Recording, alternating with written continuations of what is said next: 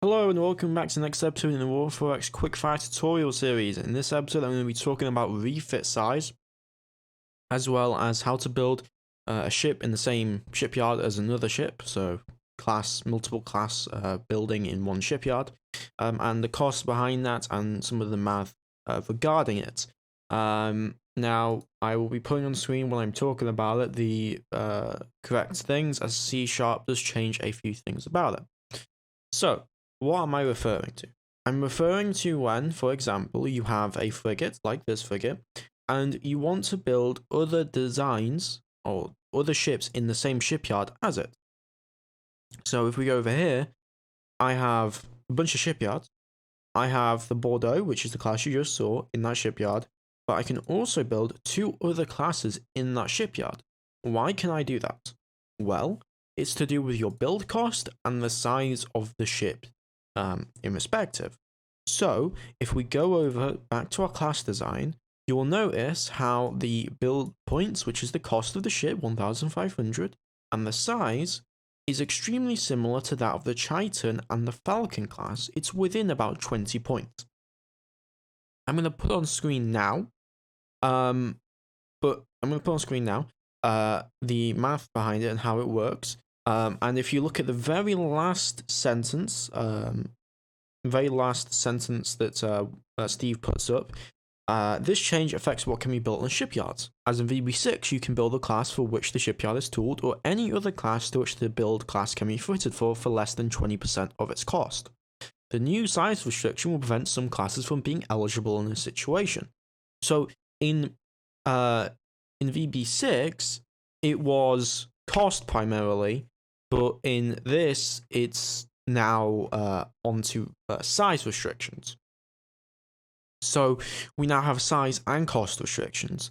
So that is 20% smaller or 20% larger, and it has to be less than 20% of the cost. So if I had this frigate at 2000 BP, which is going to be a 33% cost increase, I will not be able to build that same ship in the shipyard. Just like if this was at 15,000 tons, which is a 50% increase in total size, I would not be able to build it in that shipyard as well. I would also not be able to refit that class. So this comes into building in the same shipyard and refitting. So let's say I take this Bordeaux, I get a Next Tech, for example, and I make the weapons better, or I make the sensors better, and that might increase the cost a little bit, or that might increase the size a tiny bit.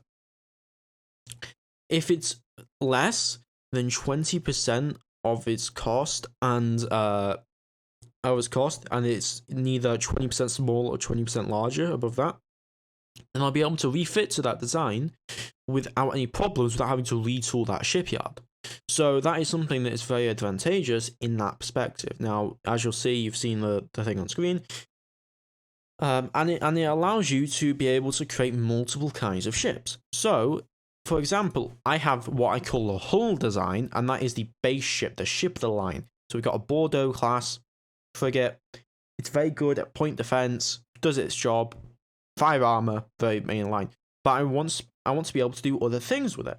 So I've specialized other variants of it, like the Triton, which has a jump drive, like the Falcon, which has missile pods. And then you can have one that's for sensors, one for jump drive, one for missiles, one for all this other stuff, for troop transport, one for medical, all these things that you can do with those designs. So take that into consideration when you're designing your vessels, is how I can reuse this hull and I can make more ships of that, and I can make that beneficial to me. Anyway, that is it. That is how that works. I hope you have enjoyed. I'll see you next time. Please remember to like and subscribe. You guys have a great one. Stay safe. Bye-bye.